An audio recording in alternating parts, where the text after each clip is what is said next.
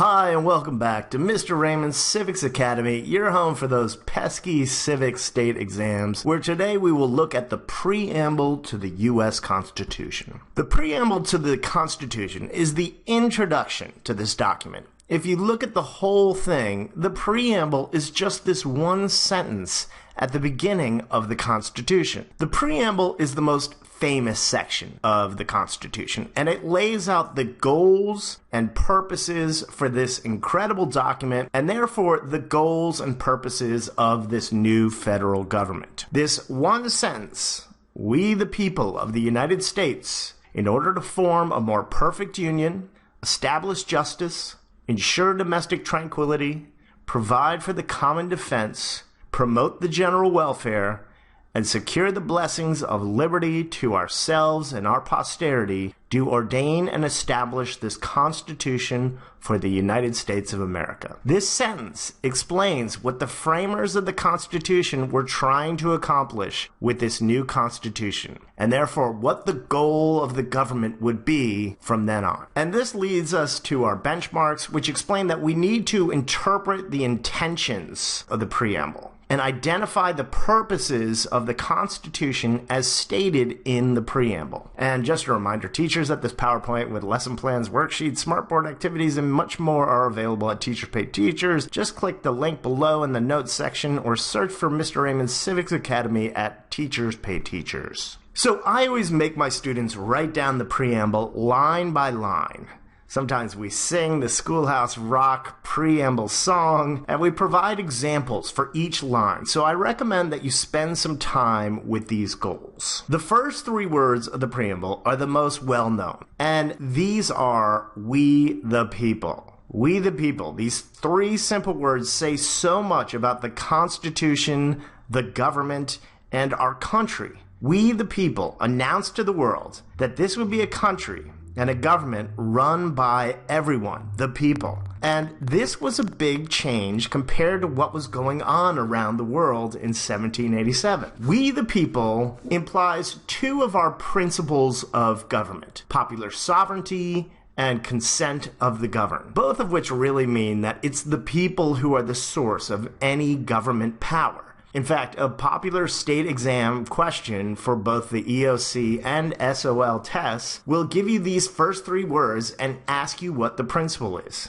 And your answer is either popular sovereignty or consent of the governed, depending on which test you take. Remember, we the people means that the people are the ones with the power. Our next phrase, "in order to form a more perfect union," means that the Constitution was written to make a better country, a more perfect United States. Remember that when the Constitution and Preamble was written, the country was only a little over 10 years old, and they were still figuring out this whole democratic national government thing. "In order to form a more perfect union" was a shout out to America's first attempt at a national government under the Articles of Confederation. And we remember how the weaknesses of this union created under the Articles, which was a national government that wasn't efficient enough to rule these United States, this did not work. The Articles lacked an executive or a president who would enforce the law, and the power to tax, which basically made them too weak to do just about anything. So we needed to try to create a more perfect union. Our next phrase, "establish justice," means to create a system in which everyone is treated fairly. This phrase is often associated with our principle of equality under the law. Our justice system in America is our court system. Supreme Court judges are called justices. So this phrase of the Preamble, "to establish justice," is often associated with either our courts or our system of laws in which everyone should be treated the same. The next phrase is to, quote, "ensure domestic tranquility," unquote. And two words you need to know there are domestic and tranquility. Domestic is a word that means home, and tranquility means peace. So to ensure domestic tranquility means to make sure things are peaceful and orderly inside America. Often we associate this goal or purpose with the police, whose job is to literally keep the peace. Ensuring domestic tranquility means it's the government's job to protect us kind of from ourselves, to keep us safe at home. Whereas our next goal, quote, to provide for the common defense is to protect us from outside America. This is the job of our military, to provide for the common defense from other countries.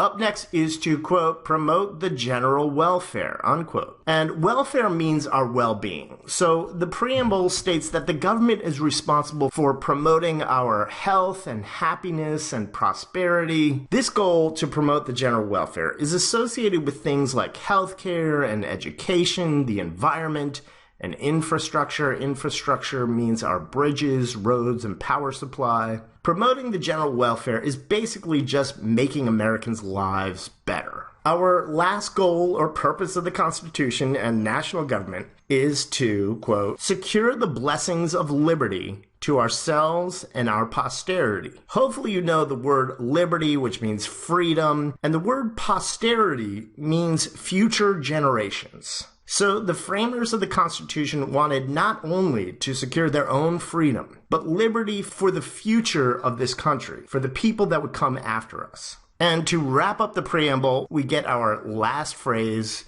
quote, do ordain and establish this Constitution for the United States of America, unquote. And this meant that the guys who wrote this at the gathering of the Constitutional Convention agreed with this new document, although not all of them. In fact, since it would be, quote, for the United States, it would be up to the states to decide. And the debate over whether to ratify the Constitution was just getting started. But that's for another video. What you really need to know about this amazing sentence for your exam are the goals and purposes laid out in this powerful introduction to the Constitution. So spend some time with these incredible words after our review, which is right now. For this, I'm going to give you a newspaper headline, and you tell me what goal of the preamble would be associated with it. Our first one is U.S. Congress passes $633 billion military spending bill. Try to guess what goal of the preamble is illustrated by this headline: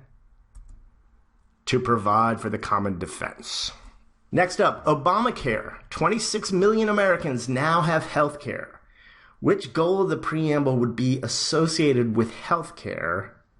That would be to promote the general welfare. Remember, welfare means to keep you healthy, happy, and prosperous. U.S. crime down for the 5th straight year. Which goal of the preamble is illustrated by this headline?